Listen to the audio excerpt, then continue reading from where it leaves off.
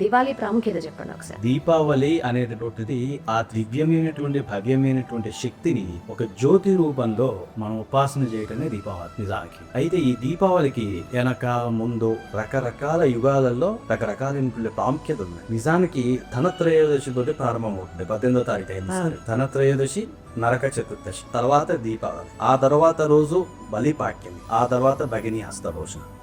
ఇట్లా ఇది 5 రోజుల పండగ నిజానికి దీపావళి. దీపావళి అంటే దీపాల వరుస అని అర్థం. ఇన్ని దీపాలు పెడితే అసలు సాటిస్ఫై అవుతుంది అమ్మవారు అనే దానికి లెక్కేంది. ఒక్క దీపం ఇంట్లో ప్రమిద పెట్టి మళ్ళీ ఇంకోటి గడప దగ్గర అటు ఇటు పెట్టినా చాలు. కొంతమంది ఏంటంటే ఈ చివరి నుంచి ఆ చివరి వరకు పెట్టి 2 లీటర్ల నూనె అవ్వబడతారు.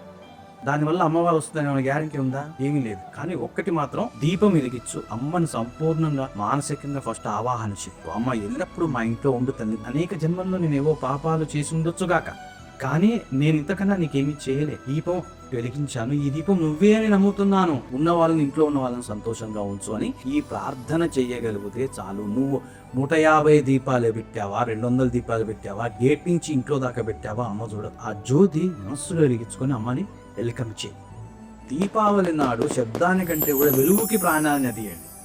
ఆ రోజంతా మన జీవితాల్లో వెలుగు నిండాలి అని అమ్మను ప్రార్థించాలి. మామూలు వెలుసుకుంటాం, బాగానే ఉంది. అక్కడ కూడా శబ్దానికంటే కూడా వెలుతురు ఎక్కువగా ఇచ్చేటటువంటి తపాసులు ఏమన్నా ఉంటే వాటిని ఎంజాయ్ చేయాలి. అదే అమ్మ. ఇంకోటి విశేషంగా జపం, లక్ష్మీదేవి యొక్క జపం. ఓం శ్రీం మహాలక్ష్మియే నమః. ప్రతిరోజు వెయ్యి చేయండి. 5 రోజులు, దీపావళి 5 రోజులు ప్లస్ కార్తీక మాసం అంతా కూడా ప్రదోష సమయం అంటారండి. రాత్రిపూట అంటే 6 ఇక సూర్యాస్తమం అయిపోయింది అన్న దగ్గర నుంచి దాదాపు గంటన్నర సేపు శివనామస్మరణ.